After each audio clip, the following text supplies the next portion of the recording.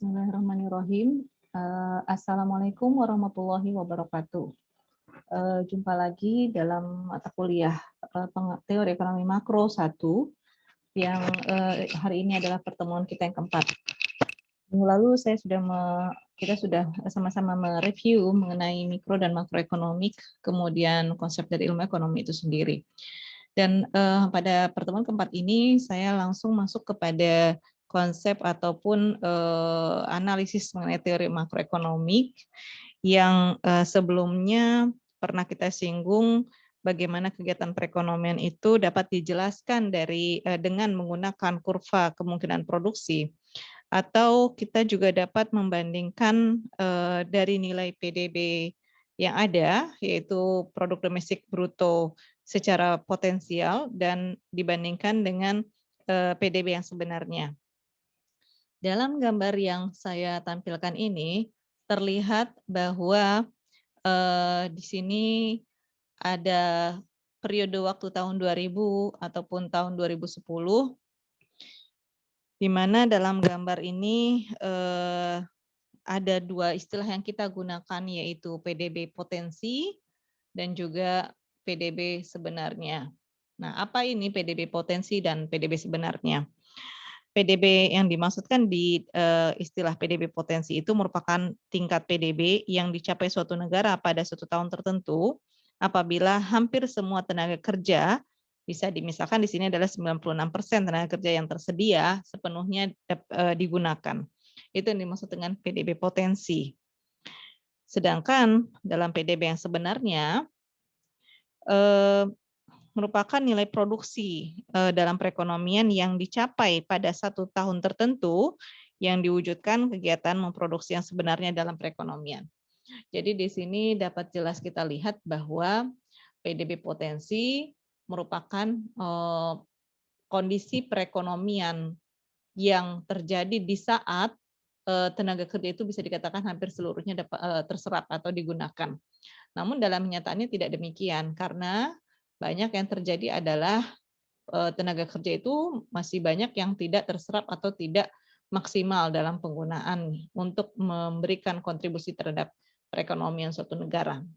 Nah, itulah yang dimaksudkan di dalam PDB sebenarnya.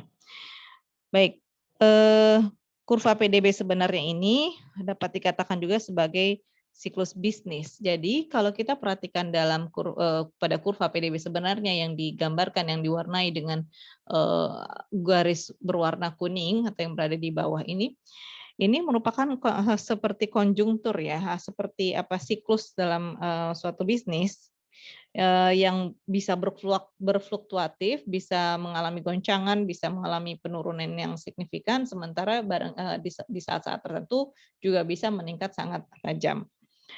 Nah, perubahan-perubahan yang tidak menentu ini sepenuhnya ditentukan oleh kegiatan yang dalam menghasilkan dan menjual barang. Jadi, apa yang menyebabkan naik turunnya ini kurang lebih ya karena adanya perubahan-perubahan pada sisi penjualan atau produksi barang dari tahun ke tahunnya. Nah, ada beberapa hipotesis mungkin yang bisa dijelaskan untuk bisa menunjukkan gambar ini, bahwa yang pertama, hipotesis pertama, kurva PDB sebenarnya itu akan selalu berada di bawah kurva PDB potensi. Nah, apa artinya? Artinya bahwa perekonomian itu kan selalu memproduksi barang di bawah potensinya. Nah, akibatnya apa? Bahwa di sini akan muncul yang namanya pengangguran ataupun pengangguran tenaga kerja akan berlaku dalam kondisi ini. Kenapa? Karena memang tidak terserap seluruhnya. Dan dengan kata lain bahwa PDB sebenarnya itu pasti akan berada di bawah kondisi PDB potensi.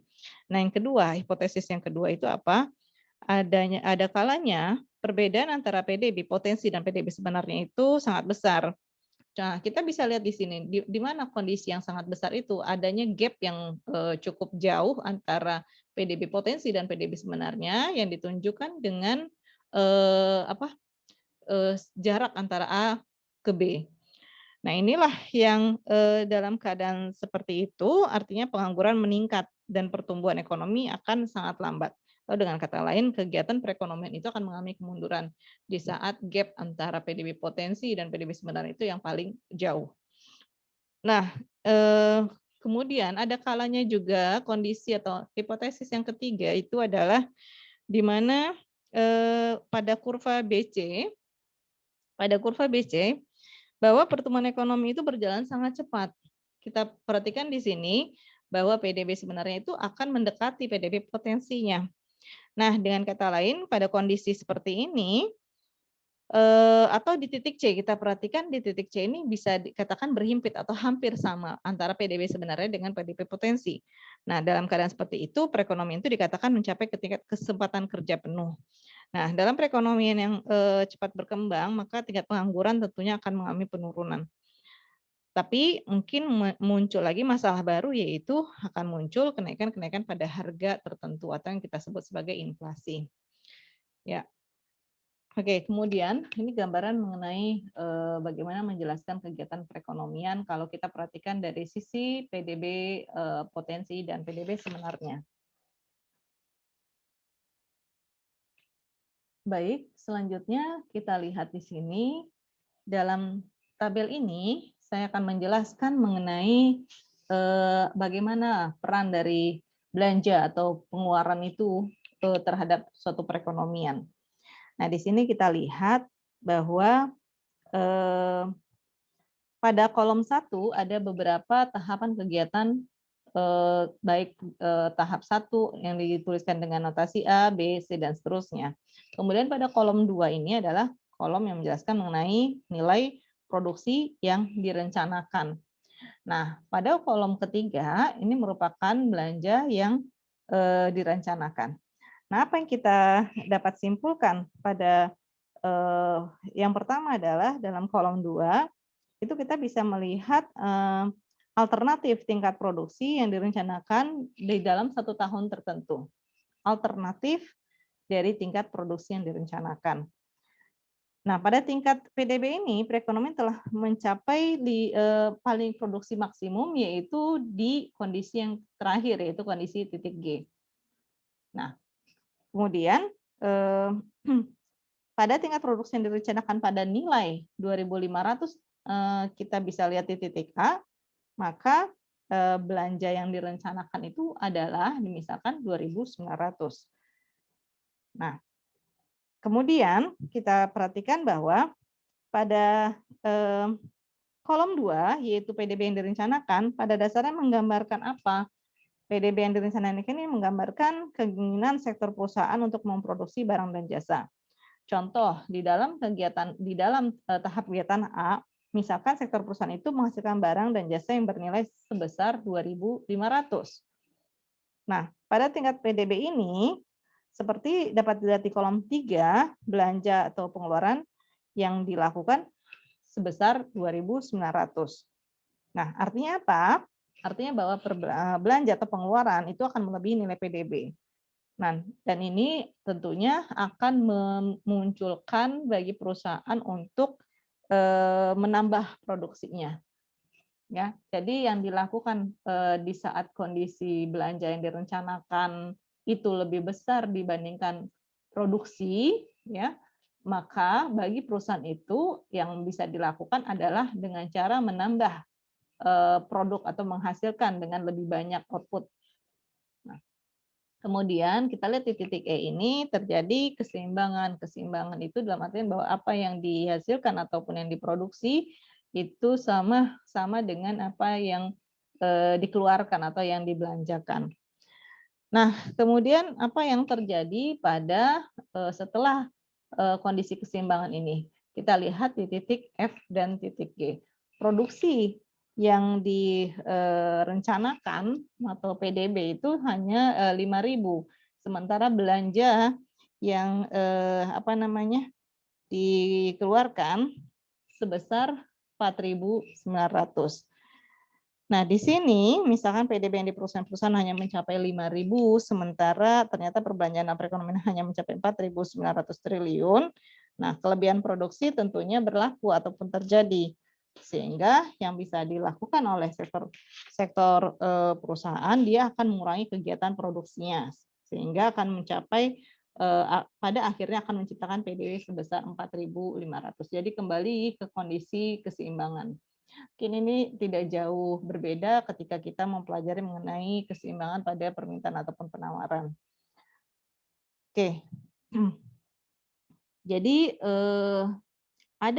dari tabel ini kita bisa memberikan kesimpulan ataupun kesimpulan rumusan kesimpulan. Yang pertama, bahwa belanja dalam perekonomian itu merupakan suatu yang sangat penting yang berperan dalam terhadap tingkat kegiatan suatu perekonomian. Yang kedua, yaitu kita juga bisa mengamati masalah kelangkaan, di mana keinginan masyarakat dalam perekonomian itu melebihi kemampuan faktor produksi dan teknologi yang mampu. Nah, ini yang pernah saya jelaskan sebelumnya, bahwa munculnya scarcity itu adalah karena ketidakseimbangan antara tingginya permintaan atau cepatnya permintaan di masyarakat yang tidak mampu diimbangi ataupun tidak mampu disediakan oleh perusahaan ataupun faktor produksi, bahkan teknologi yang untuk bisa memenuhi permintaan tersebut. Nah, yang terakhir rumusan yang bisa disimpulkan bahwa kelebihan penawaran barang ataupun PDB dan permintaan barang dalam perekonomian itu akan sama atau seimbang pada nilai PDB sebesar 4.500. Jadi di sini kita bisa simpulkan bahwa dalam tabel ini muncul keseimbangan di saat produksi PDB itu dan belanja itu sama-sama, yaitu sebesar 4.500. Nah, kalau tabel ini kita juga bisa tuangkan ke dalam bentuk grafik. Bagaimana bentuk grafiknya? Sehingga kita tidak hanya menjelaskan dari tabel semata, tapi juga bisa menguraikannya atau menuangkannya dalam bentuk grafik. Nah, inilah bentuk grafik dari tabel yang saya tampilkan sebelumnya. Ingat sekali lagi bahwa ketika kita belajar mengenai pendapatan nasional ataupun PDB, kita menggambar dengan dua sumbu. Sumbu vertikal itu adalah agregat expenditure ataupun pengeluaran agregat, sementara sumbu horizontal merupakan pendapatan nasional ataupun PDB. Nah, kedua sumbu ini kita bagi dua, ya. Saya tandain dulu di sini, kita bagi dua sama besar. Ini adalah 45 derajat. Artinya apa? Artinya adalah pendapatan nasional itu akan sama dengan pengeluaran agregatnya. Y sama dengan A, agregat expenditure. Oke, jadi di sini ini hanya menuangkan dari tabel sebelumnya. Ini adalah besarnya PDB. Nah, tadi kita ingat bahwa di saat kondisi PDB-nya adalah 4.500, yang akan sama dengan agregat expenditure-nya di sini. Saya lupa belum tuliskan di sini ya, yaitu 4.500 yang ditandai dengan titik E. Ini adalah titik keseimbangannya.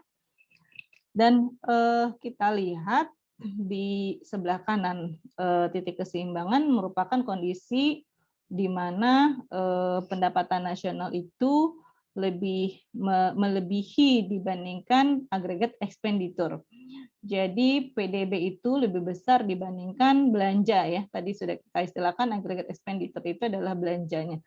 Nah, artinya bahwa pendapatan nasional itu lebih tinggi dibandingkan belanja, sehingga perusahaan itu harus mengurangi ataupun mengurangi produksinya agar tercapai titik keseimbangan semula.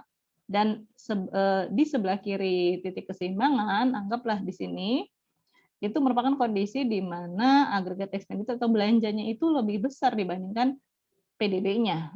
Dengan kata lain bahwa di saat kondisi seperti ini, untuk bisa memenuhi permintaan di tengah masyarakat, maka perusahaan harus menambah produksinya. Oke, baik. Saya lanjutkan kembali. Kita akan bicara indikator makroekonomi. Jadi ini bagian bab yang baru ya. Sebentar saya coba untuk ya. Kalau kita belajar mengenai makroekonomi, tentunya kita harus tahu dulu apa sih indikator dari makroekonomi sendiri yang membedakannya dengan mikroekonomi. bahwa dalam indikator makroekonomi sebenarnya ketika bicara mengenai makroekonomi itu tidak terlepas dari data-data statistik. Nah, data statistik yang digunakan untuk mengukur prestasi kegiatan perekonomian. Jadi capaian-capaian dalam makroekonomi itulah yang harus dicapai, itu yang kita sebut sebagai indikator makroekonomi.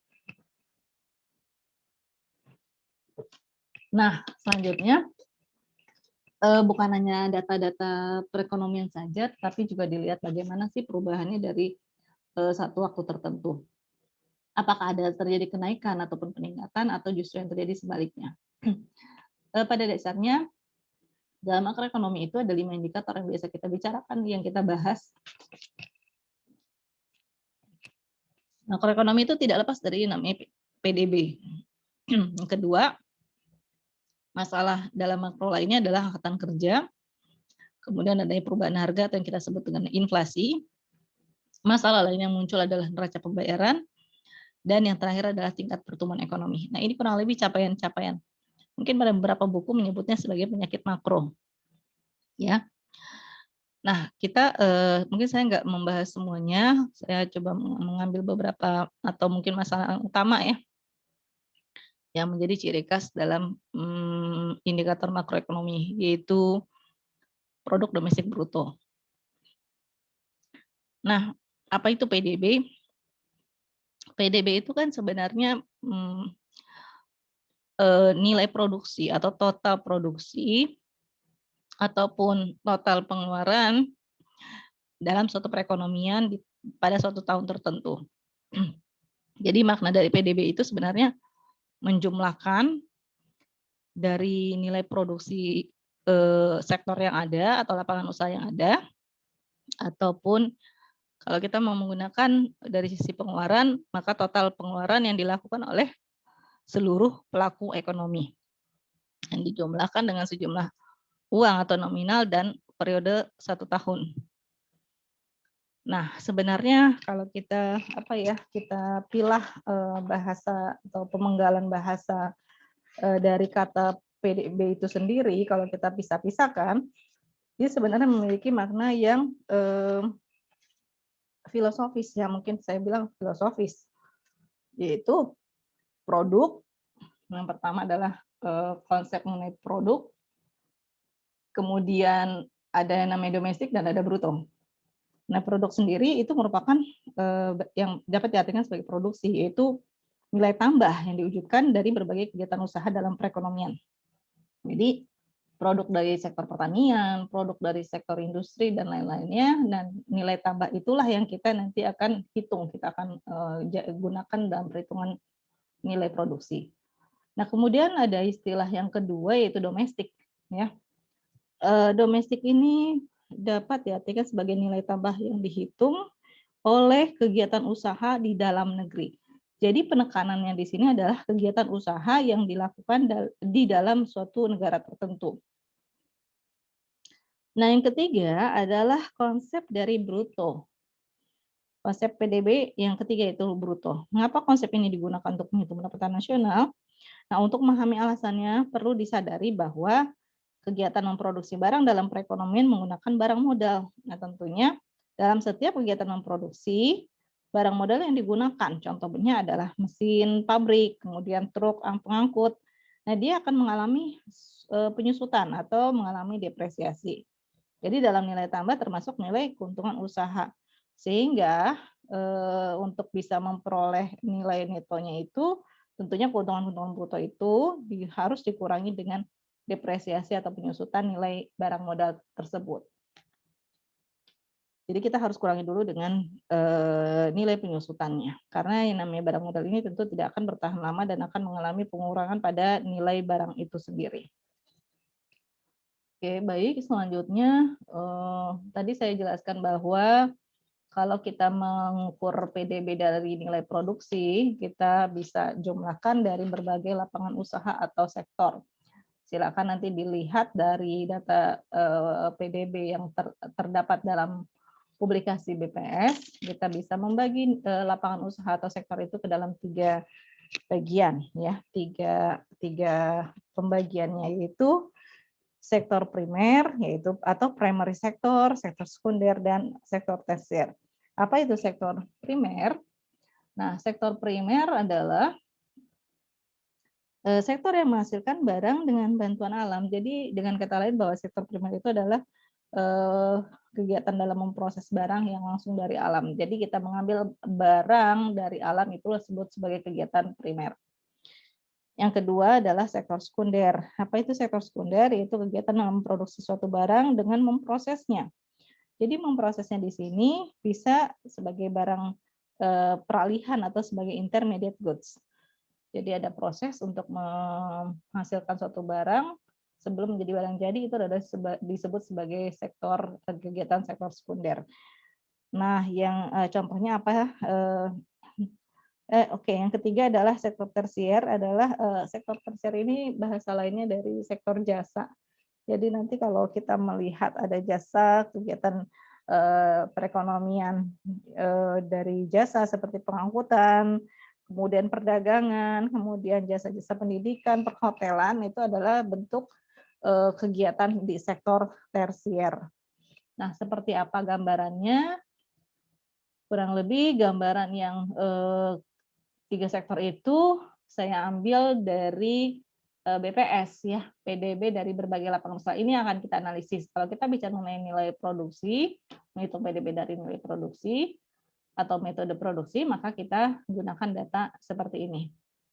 Nah, tadi kalau kita pilah-pilah, di sini ada lapangan usaha, kemudian PDB pada harga berlaku, dan presentasi share-nya dari setiap sektor itu terhadap PDB itu berapa persen. Itu yang disebut sebagai presentasi sumbangan. Nah, lapangan usaha ini yang tadi saya pilih menjadi 3 kegiatan atau 3 sektor, yaitu primer, sekunder, dan tersier. Primer kurang lebih berkaitan dengan mengambil dari alam. Kemudian sektor sekunder itu sifatnya lebih pada industri pengolahan ya, mengolah ataupun intermediate goods tadi, dan yang ketiga sektor tersier lebih kepada sektor yang bersifat jasa. Nah, masing-masing memberikan produk domestik bruto yang salah satunya diukur dengan harga berlaku, yang harga berlaku pada tahun tertentu. Di sini adalah tahun 2019. Nah, kita lihat di sini dalam triliun ya. Nanti kita akan bisa membandingkan, mungkin akan lebih mudah bagi kita untuk melihat berapa share-nya. Nah, dari ketiga sektor ini kita lihat primer itu memberikan kontribusi 25,16%, sekunder 34,17%, dan sektor tersier 40,67% ya terhadap PDB. Bisa kita simpulkan bahwa dari ketiga sektor ini tentu sektor tersier memberikan kontribusi atau sumbangan terhadap PDB yang paling besar. Hampir setengah dari PDB itu disumbangkan dari sektor tersier.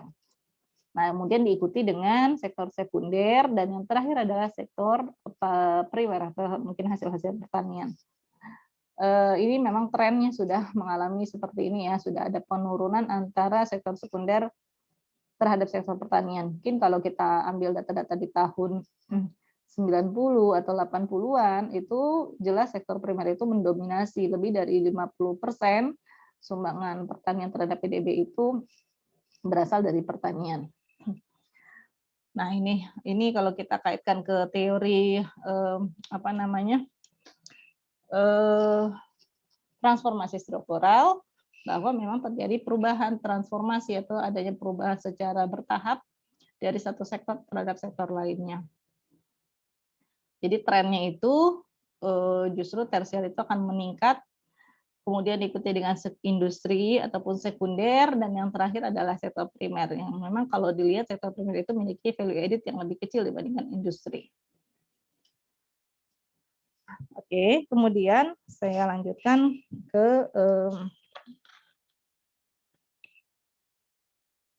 ya, saya rasa nggak ada kendala ketika kita menganalisis seperti ini ya, karena kita akan lebih mudah sebenarnya dalam melihat atau membahasakan atau menginterpretasikan tabel ini dengan lebih mudah kalau kita sudah melihat share-nya.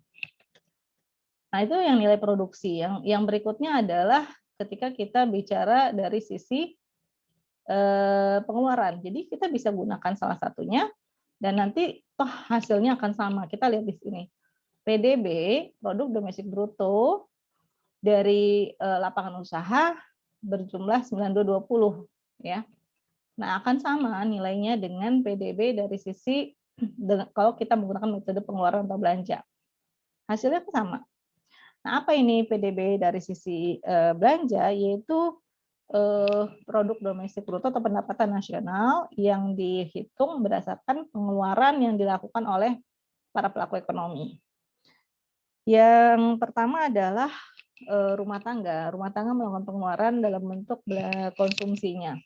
Nah, kita bisa lihat di sini ada konsumsi rumah tangga, ada investasinya si perusahaan, kemudian ada belanja yang dilakukan oleh pemerintah dalam bentuk pengeluaran ataupun belanja pemerintah, dan yang terakhir bagaimana pengeluaran yang dilakukan oleh masyarakat luar negeri, sehingga net ekspornya adalah ekspor dikurangi dengan impor. Nah, masing-masing pengeluaran ini kita lihat data PDB harga berlakunya, dan kita lihat juga sumbangsihnya. Nah, ini yang tadi saya bilang lebih enak untuk menganalisis dari sumbangan persentasenya. Tentu kalau kita cermati dari tahun ke tahun, pastilah yang namanya komponen pengeluaran konsumsi rumah tangga itu memberikan kontribusi paling besar terhadap PDB dibandingkan komponen lainnya ataupun pengeluaran lainnya. Kita lihat 56%, berarti lebih dari separuh PDB itu disumbang dari konsumsinya rumah tangga.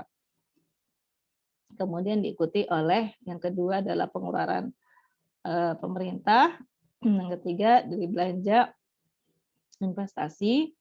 Nah, ini tinggal kita kurangin aja. Ini adalah presentasi dari ekspor netonya. Nah, jadi itu gambaran bagaimana menganalisis indikator makro yang pertama yaitu PDB. Nah, mungkin dari pemaparan saya cukup sampai di sini. Untuk indikator makro lainnya, baik itu pengangguran, kemudian pengangguran, kemudian inflasi, kemudian pertumbuhan ekonomi dan neraca pembayaran akan saya lanjutkan pada sesi selanjutnya. Terima kasih. Assalamualaikum warahmatullahi wabarakatuh.